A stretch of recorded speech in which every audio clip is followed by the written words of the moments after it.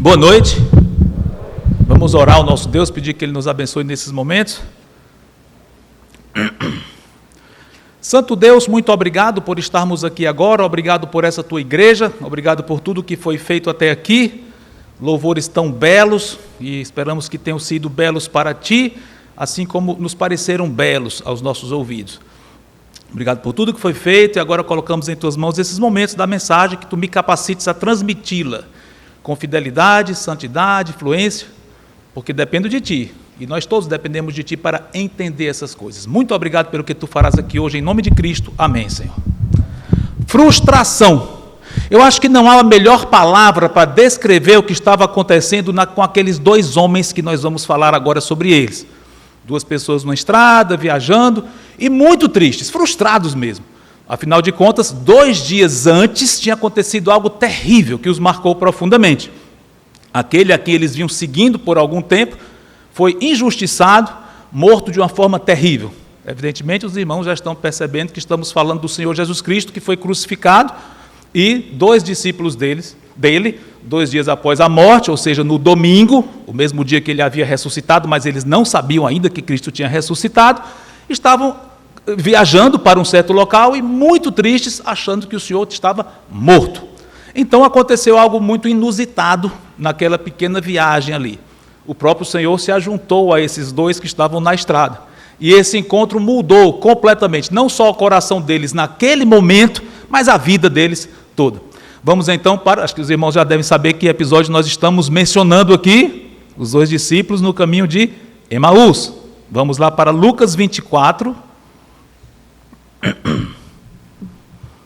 versículo 13 em diante. Lucas 24, 13 em diante.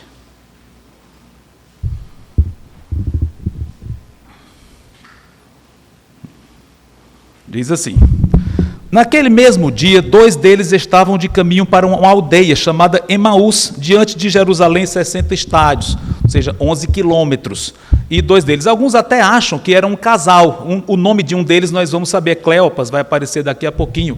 Mas alguns acham, será que é um casal? Eu acho que pela ausência de informações, provavelmente sejam 2 discípulos homens, mas ninguém vai fazer muita questão disso. Mas eu vou assumir que sejam 2 discípulos, tá bom? Então, versículo 14, nós sabemos o teor da conversa dos 2, enquanto iam andando esses 11 quilômetros até essa cidadezinha, esse vilarejo chamado Emaús. Versículo 14. Iam conversando a respeito de todas as coisas sucedidas. Aconteceu que, enquanto conversavam e discutiam, o próprio Jesus se aproximou e ia com eles. Os seus olhos, porém, estavam como que impedidos de o reconhecer. Então lhes perguntou Jesus: que é isso que vos preocupa e de que ides tratando à medida que caminhais? E eles pararam entristecidos. Um, porém, chamado Cleopas, respondeu dizendo: és o único, porventura, que, tendo estado em Jerusalém, ignoras as ocorrências desses últimos dias? E lhes perguntou: quais? E explicaram: o que aconteceu a Jesus, o Nazareno, que era varão profeta, poderoso em obras e palavras diante de Deus e de todo o povo. E como os principais sacerdotes e as nossas autoridades o entregaram para ser condenado à morte e o crucificaram. Ora, nós esperávamos que fosse ele quem havia de redimir a Israel, mas, depois de tudo isso, é já esse o 3º dia desde que tais coisas sucederam. É verdade também que algumas mulheres das que conosco estavam nos surpreenderam, tendo ido de madrugada ao túmulo, e, não achando o corpo de Jesus, voltaram dizendo terem tido uma visão de anjos, os quais afirmam que ele vive.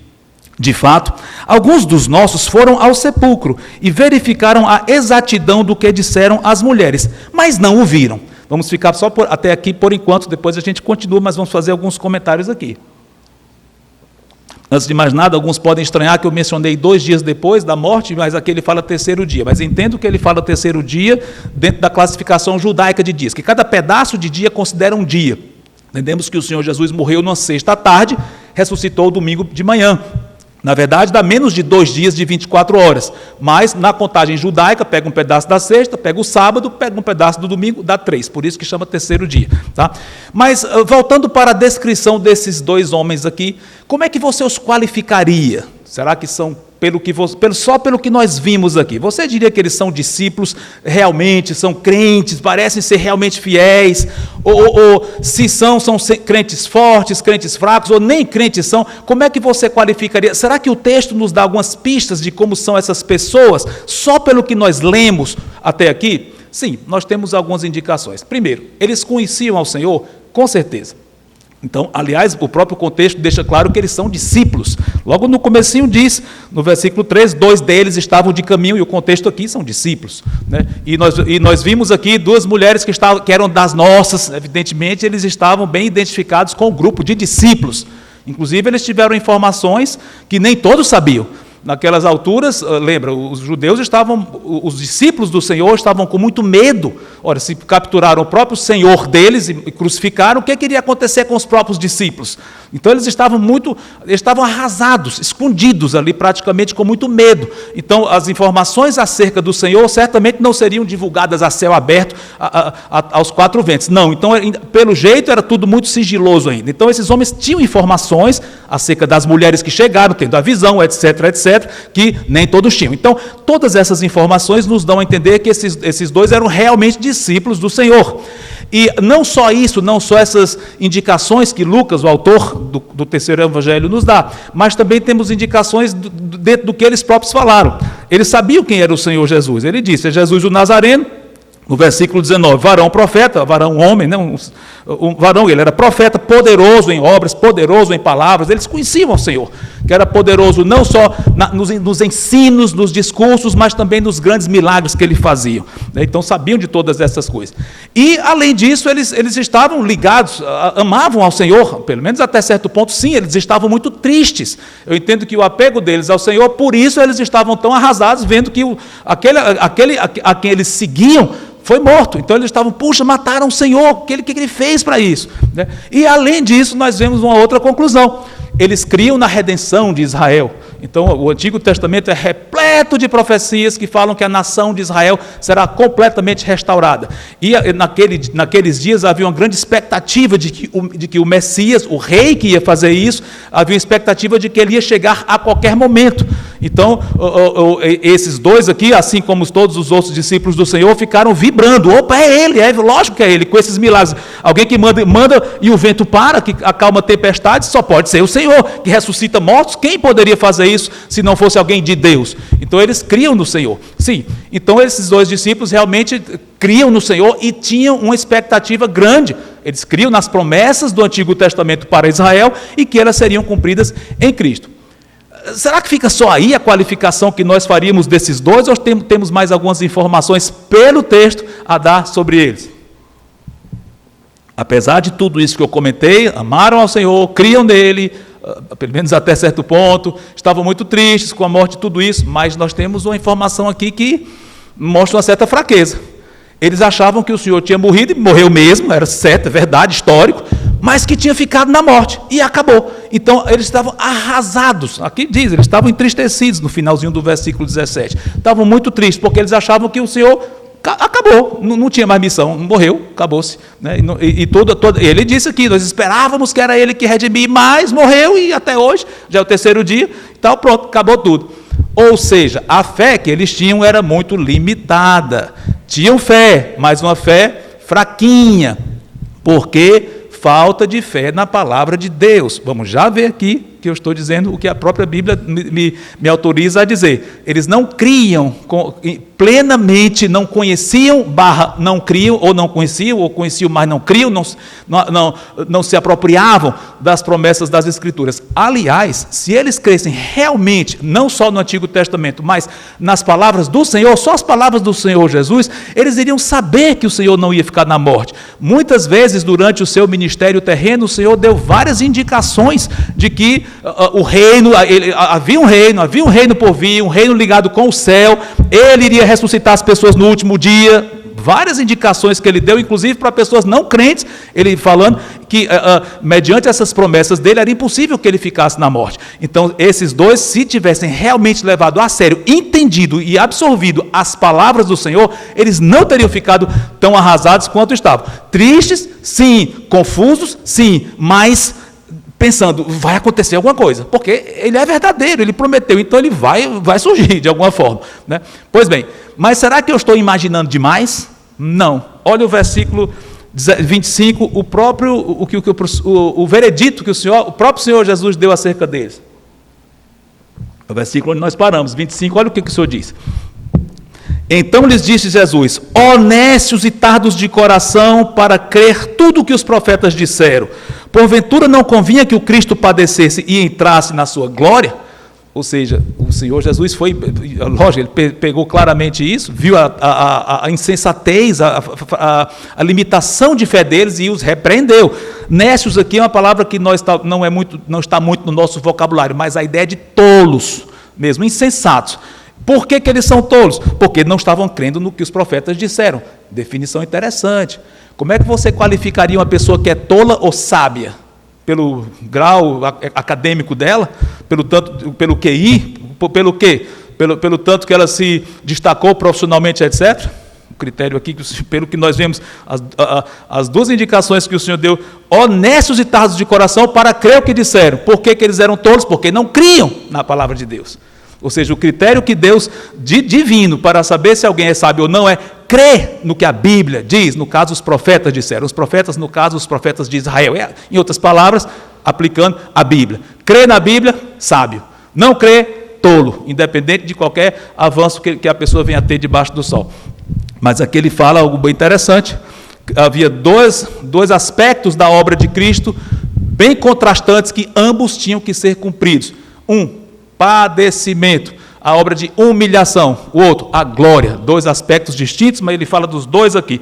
Cristo tinha que sofrer, padecer, morrer, e depois glória. As duas coisas tinham que acontecer e ambas estão bem claras no Antigo Testamento. Note que ele diz aqui, não convinha que o Cristo, literalmente é o ungido. O que é ungido? Uma palavra que também nós não usamos com muita facilidade.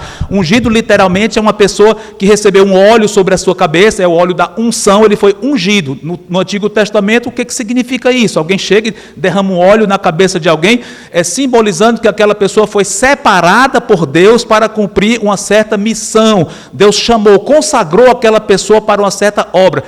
Foi ungido. Ungido no hebraico é Messias, a palavra que nós conhecemos por Messias é ungido em hebraico. E Cristo é grego. E acabou se tornando o nome do Senhor. Jesus, Cristo. Foi incorporado ao próprio nome dele, sim. Mas começou como sendo um título nesse sentido. E aqui ele usa nisso. O Cristo, o Messias, o ungido, padecesse e entrasse na sua glória.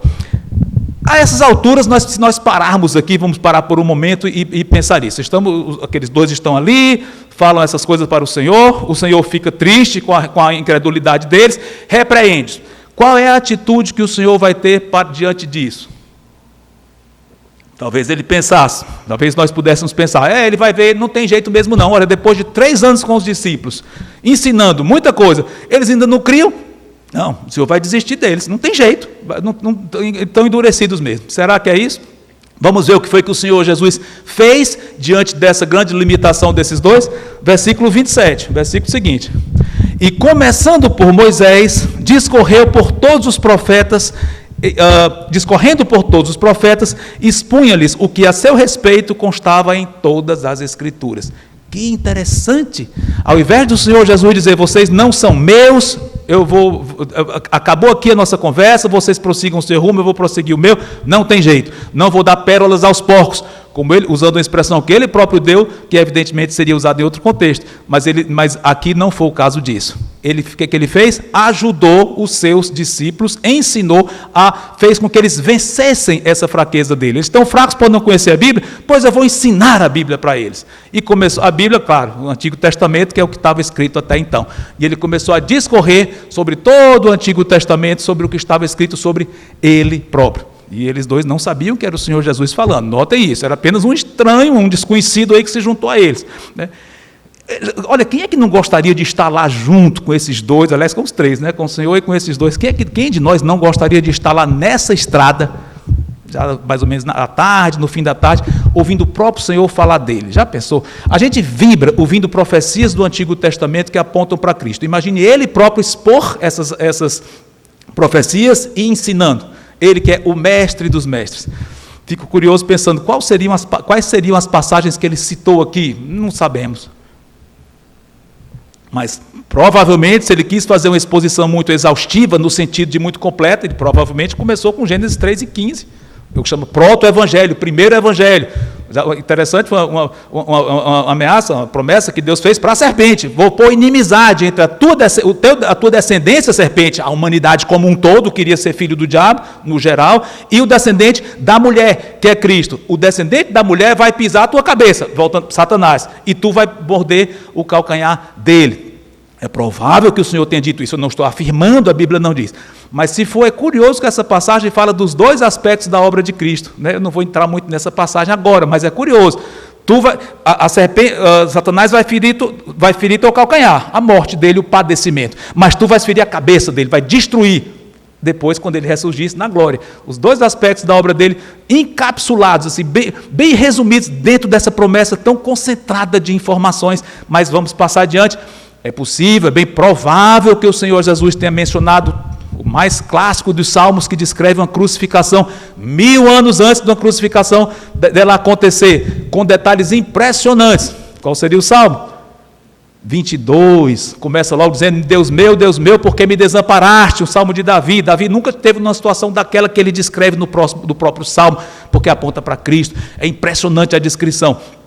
É bem provável que o Senhor Jesus tenha lançado mão desse salmo para dizer: vocês leram o salmo 22, que diz isso, uma descrição da cruz: traspassaram-me as mãos e os pés, estão andando ao meu redor, posso contar os meus ossos, a língua se apega ao céu da boca, tantas coisas impressionantes que mostram claramente a crucificação, muito tempo antes. É bem provável que o Senhor tenha dito esse.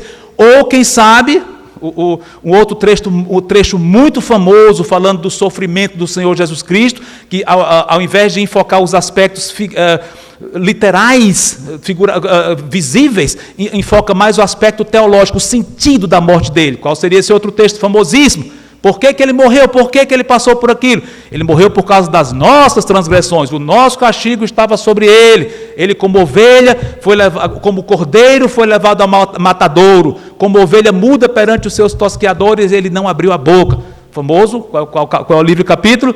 Isaías 53. É bem provável que ele tenha citado esse.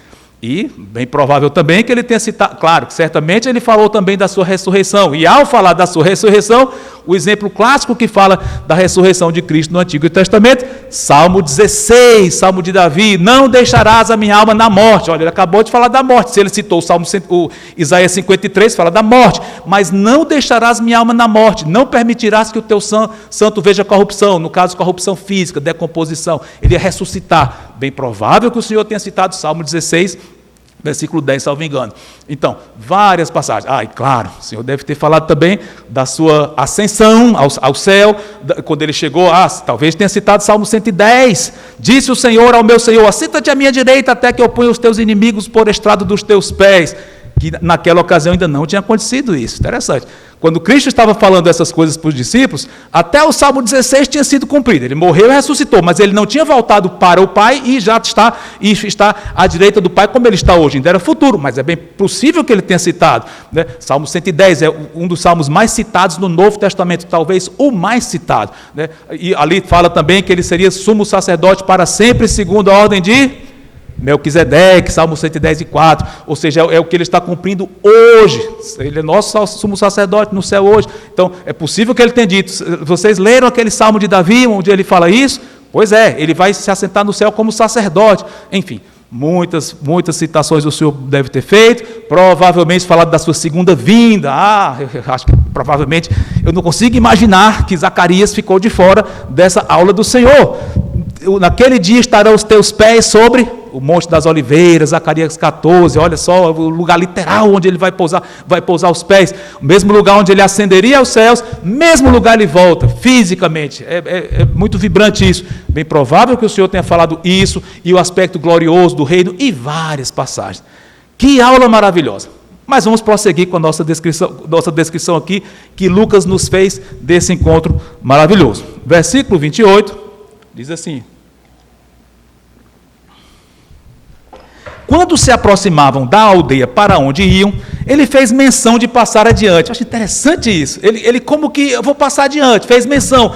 eu não vou dizer fingir, dizer que o Senhor fingiu uma coisa é muito esquisita, mas ele deu a entender que ia passar adiante e se despedir dos dois. Talvez um pequeno teste aqui do Senhor, vamos ver se eles me convidam para ficar mais tempo com ele. A Bíblia não diz, eu estou só supondo. Mas seja como for, que ele pareceu que ia passar adiante, sim, mas os discípulos, dois, não deixaram não. Olha só o que ele diz, no versículo 29, mas eles o constrangeram, parece que insistiram aqui, não, fica conosco. Deve ter percebido alguém muito especial ali que estava ensinando para eles, né? Então, eles o constrangeram dizendo, fica conosco, porque é tarde e o dia já declina. Informação interessante, vamos já comentar por quê. E entrou para ficar com eles. Foram pernoitar lá naquele local, não sabemos que local era esse. Versículo 30, olha o que aconteceu então, diz assim: e aconteceu que, quando estavam à mesa, tomando ele o pão, abençoou-o e, tendo partido, lhes deu. Então se lhes abriram os olhos e o reconheceram, mas ele desapareceu da presença deles. Parece muito frustrante, né? Já pensou se você estivesse há 2 horas conversando, ou mais, não sei, conversando com o Senhor Jesus, sem saber que é Ele, mas de repente você reconhece, na hora que você reconhece, Ele desaparece. Talvez fosse uma frustração muito grande. Mas qual foi a reação dos 2 discípulos diante disso? Ficaram muito tristes. Agora é que nós estamos tristes mesmo porque ele nos deixou. Será que foi isso? Vamos ver a reação desses 2 homens, mesmo vendo que o Senhor sumiu da presença deles. Olha o que eles disseram aqui, versículo 32. E disseram um ao outro, olha que versículo lindo: porventura não nos ardia o coração quando ele pelo caminho nos falava, quando nos expunha as Escrituras?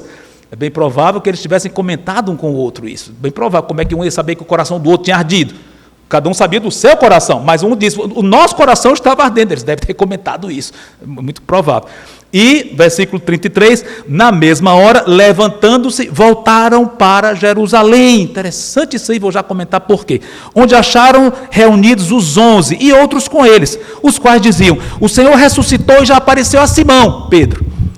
Então os 2 contaram o que lhes acontecera no caminho e como fora por eles reconhecido no partir do pão.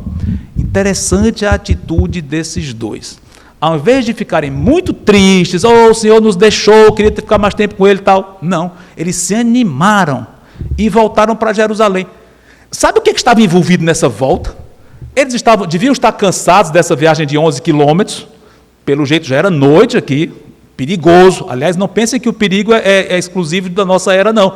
Era muito perigoso. Viagens naquela época, no mundo antigo, eram perigosas também, de assaltos, de bandidos no meio das estradas lá. Eram perigosos, mas eles enfrentaram perigo, enfrentaram cansaço e o que quer que eles fossem fazer nessa cidade, devia ter um objetivo. Por que eles viajaram? Eles iam fazer alguma coisa lá. Ficou para trás. Esquece o que quer que a gente fosse fazer aqui, não importa.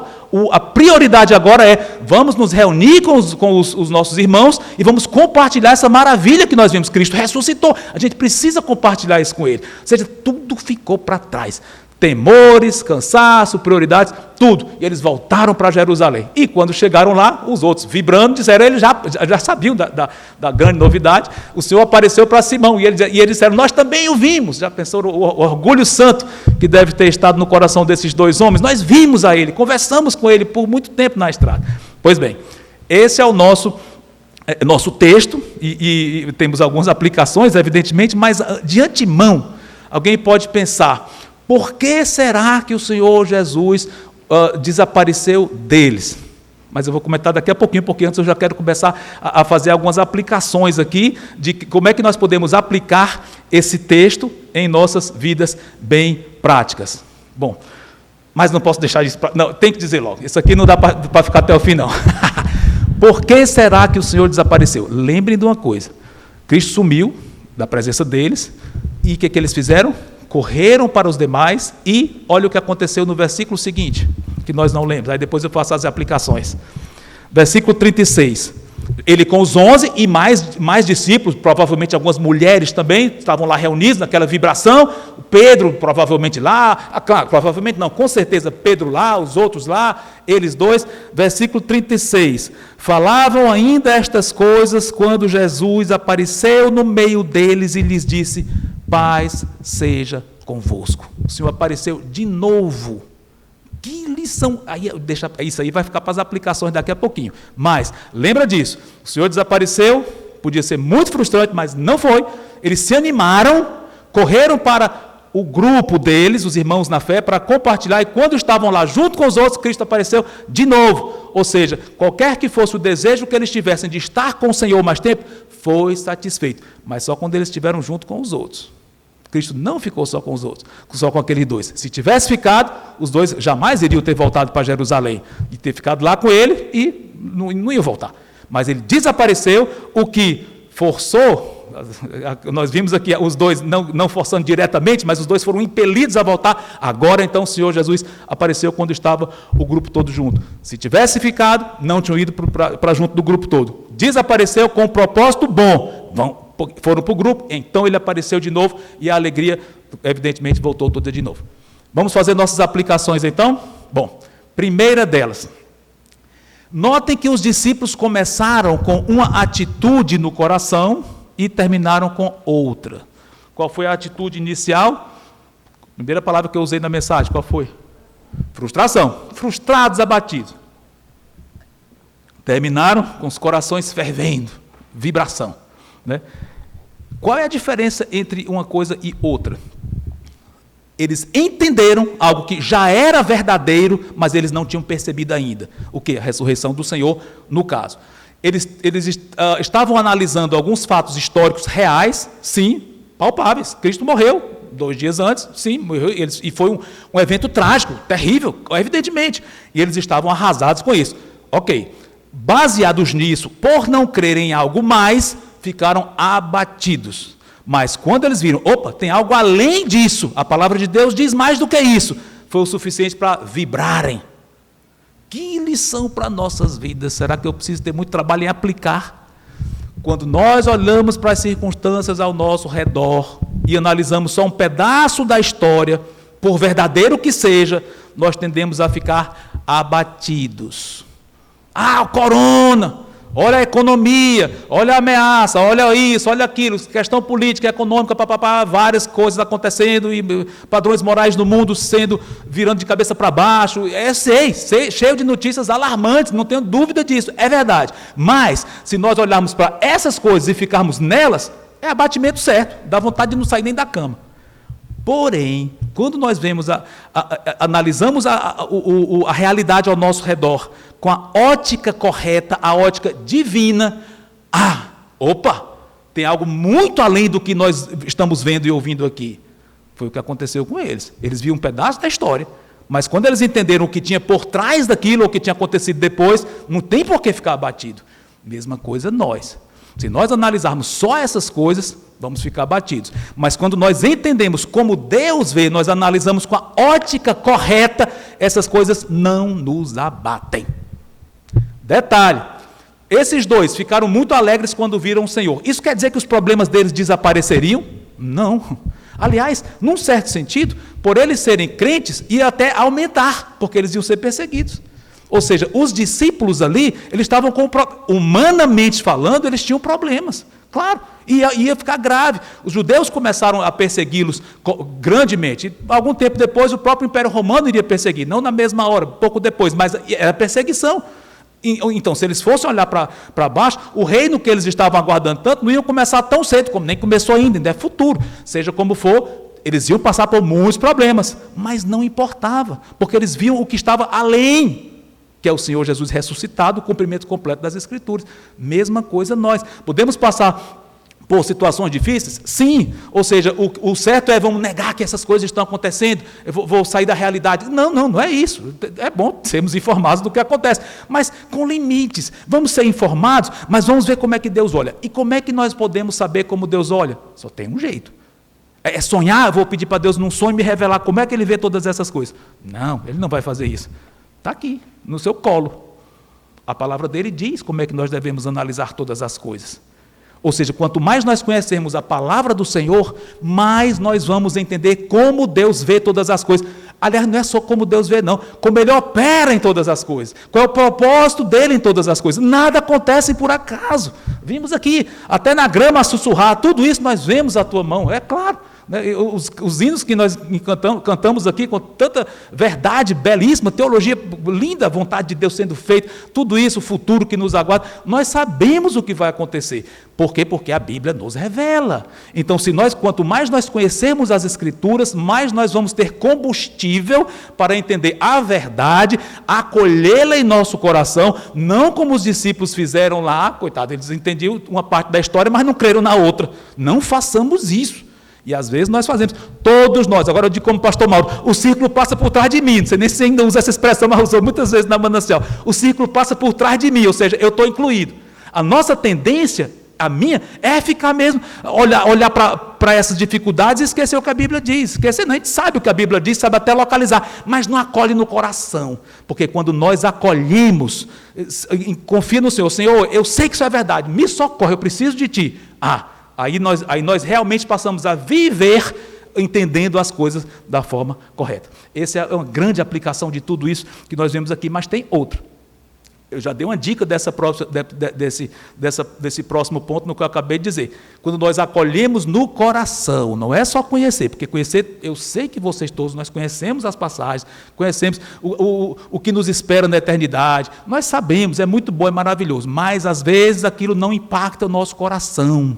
Nossa carne é terrível. Nós somos em nós mesmos tolos, limitados para acolher a verdade. Mas o Senhor faz isso em nós. O Espírito Santo nos ilumina. E aqui vamos para a segunda aplicação aqui. Cristo pertinho de nós. Precisamos dele para entender as Escrituras. O Espírito dele está em nós.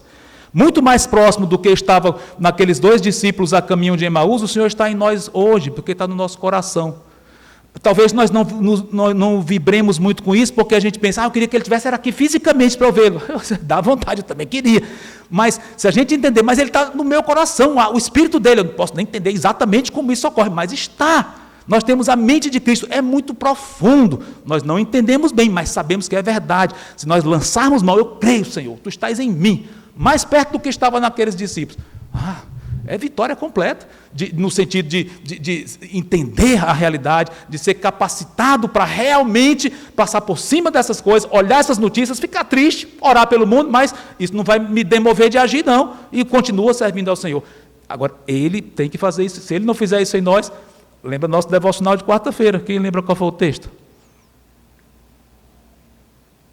Quarta passada. A videira verdadeira, João capítulo 15, sem mim nada podeis fazer, é verdade, nós precisamos dele até para buscá-lo, isso não anula a responsabilidade, nós devemos pedir, suplicar, sim, ao fazer isso ele já está nos abençoando, eu sei, mas no lado humano, Senhor, eu vou te buscar.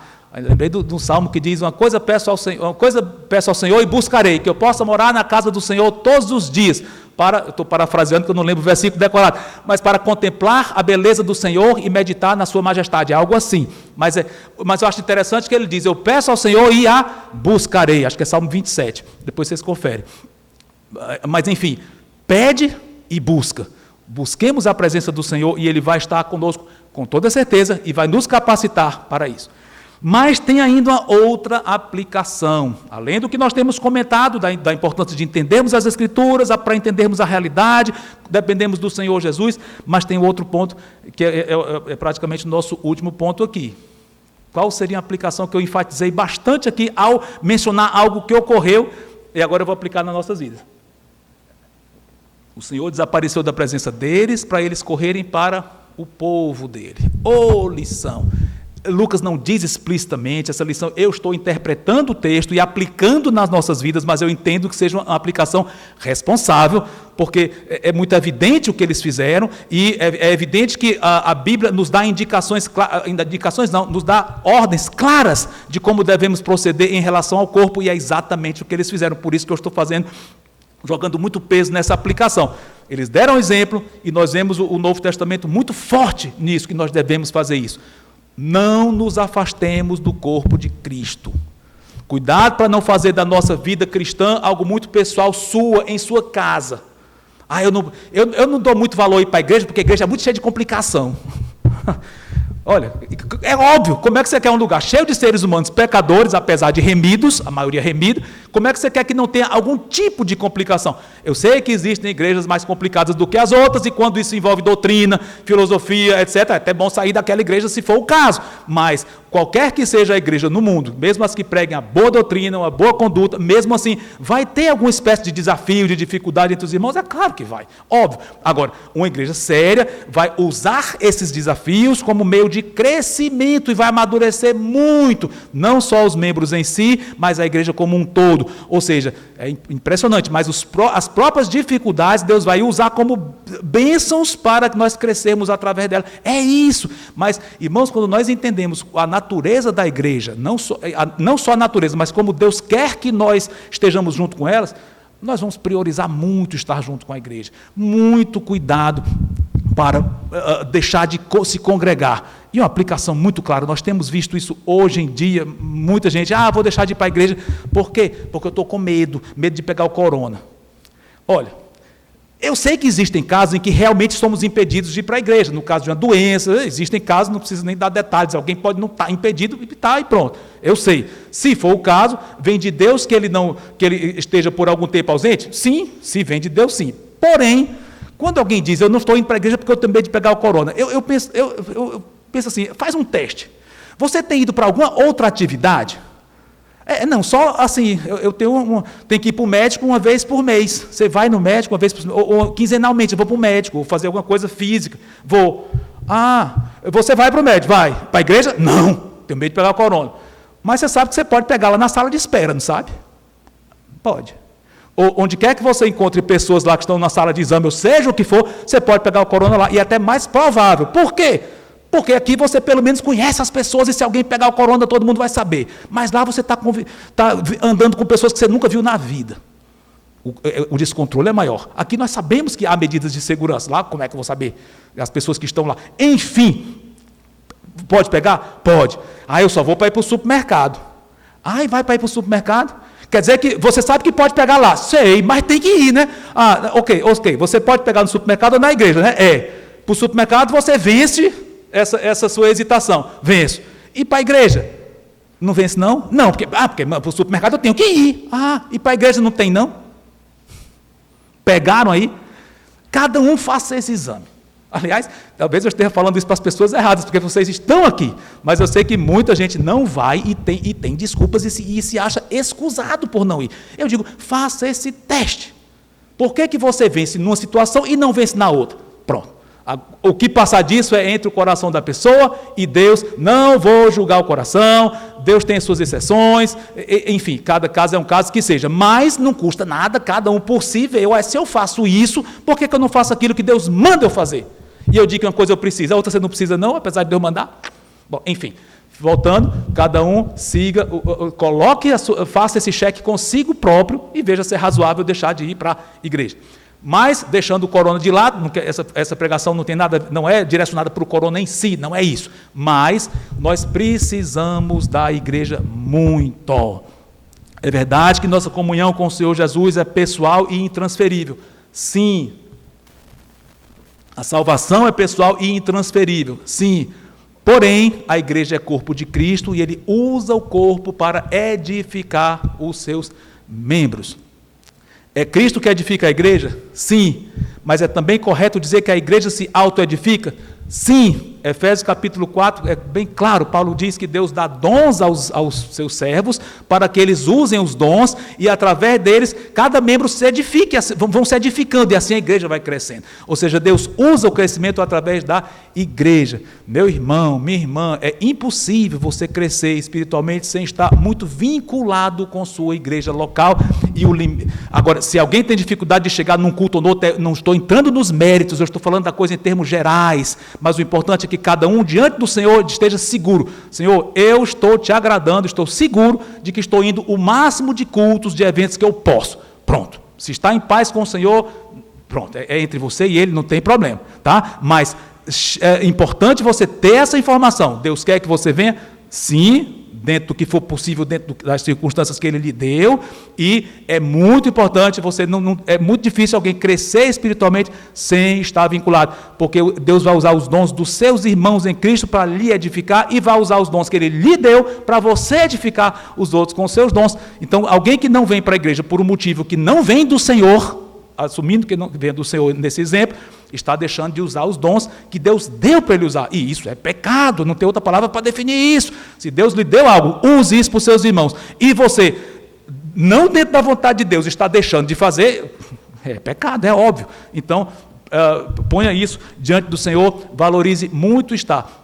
Tem certas coisas que nós só aprendemos de Cristo inseridos numa igreja local, envolvidos. Não só o nome está lá no hall de membros, não. É você estar lá presente, compartilhando do dia a dia da igreja, do dia a dia dos irmãos, pedidos de oração, bênçãos compartilhadas. Olha, o culto de oração é impressionante como tem coisas gostosas ditas aqui, coisas desagradáveis no sentido de tristes, também eu sei. Pedimos orações por irmãos que estão em grande dificuldade, eu sei, isso em si não é agradável. Porém, o fato de você estar ouvindo isso e ter a grande honra de orar por aquele irmão que está em dificuldade, isso é agradável, isso é gostoso. Então, estou só dando um exemplo aqui, um culto muito rico, em que as pessoas compartilham suas dificuldades, dificuldades de outros que realmente não podem estar aqui, e também compartilham bênçãos. É muito gostoso. Nós crescemos muito, é um culto simples no sentido de programação, sim, mas tão impactante, tão importante. Então fica aqui só a sugestão, eu dei só um exemplo aqui de culto de oração, poderia dar vários outros exemplos. Mas seja como for, vençamos nossos temores, medo de assalto, medo de seja o que for, nosso cansaço. Os discípulos de Emaús venceram o cansaço dele. Alguns dizem, não vou para a igreja porque eu estou cansado, domingo é dia de descansar. Vença o seu cansaço. Lembra os discípulos a caminho de Emaús. Ou prioridades. Não, mas minha prioridade está nisso, naquilo. Já comentamos, os 2 discípulos deviam ter alguma coisa para fazer lá, é bem provável, eles iam viajar à toa. Mas esqueceram aquilo e a prioridade foi, quero estar com eles porque naquele momento tinha algo muito importante para ser passado. Irmãos, e já concluindo, quando nós fazemos todas essas coisas, estudamos as Escrituras o máximo possível, pedimos ao Senhor ajuda dele para nos entender as Escrituras, para aplicar as Escrituras, e estamos nos relacionando com o corpo dele de uma forma saudável, ativa, a vida vai ser muito diferente, com toda certeza. Nossas prioridades vão estar no ponto certo, porque nosso entendimento vai estar no ponto certo, e nossa peregrinação aqui vai ter muito menos frustrações, como aconteceu no caso daqueles 2 no começo, e vão ter muito mais momentos vibrantes de coração fervendo. Por quê? Porque nós vamos entender que tudo é plano de Deus, tudo o que ocorre, temos um futuro glorioso pela frente, e não só entendemos o que vai acontecer, mas nós conhecemos aquele que, mesmo antes dessas coisas acontecerem, já está conosco na jornada, bem perto de nós, e não nos deixa nenhum metro sequer, nenhum passo que nós damos, ele nos desampara. Que bênção! Usufruamos disso, não caiamos no erro de negligenciar, porque ele não vai se aproximar. Lembra que ele fez menção de que ia passar adiante? Ele não força nesse sentido, ele pode mandar, ele faz o que ele é autoritário, autoridade suprema, é soberano, mas ele dificilmente vai, se você não quer a companhia dele, não busca, não espere que ele vá tomar iniciativa, não. Ele pode tomar e mudar seu coração, mas não faça isso, faça a sua parte. Diga, se ele está, eu vou passar adiante. Não, Senhor. Lembra de Jacó lutando com o anjo do Senhor, que eu acho que era Cristo, mas é o taço. Seja como for, não, eu não te largo sem tu não me abençoares. Aplicado dentro, deixa o contexto de lá, mas seja como for, pega a aplicação.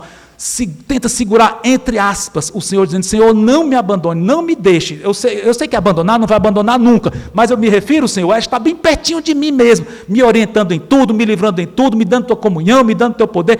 Não me desampare neste sentido, fica perto de mim o tempo todo. Ele quer que nós façamos isso. Ele faz menção que vai passar adiante, mas diga, não, Senhor, fica comigo, não me deixe. Se nós fizermos isso, você vai ver uma vida com pouquíssimas frustrações e muitas vibrações, no melhor do sentido, vibração espiritual, fervor, alegria, mesmo com dificuldades, mesmo com momentos de abatimento, sim, mas ele nos levanta, permite que haja isso para que a gente corra e chame de novo. É assim mesmo. Hoje a gente está bem, amanhã pode estar abalado, volta de novo, Senhor, volta. Nesse sentido, né? Claro que ele nunca nos abandona, mas peça isso, você vai ver uma vida com muitas poucas momentos assim, e muito mais entusiasmo do que nós podemos imaginar, porque conhecemos aquele que viaja junto conosco cada passo que nós damos. Amém? Santo Deus, muito obrigado por essas palavras, que tu tenhas tocado corações aqui hoje, em nome de Cristo. Amém.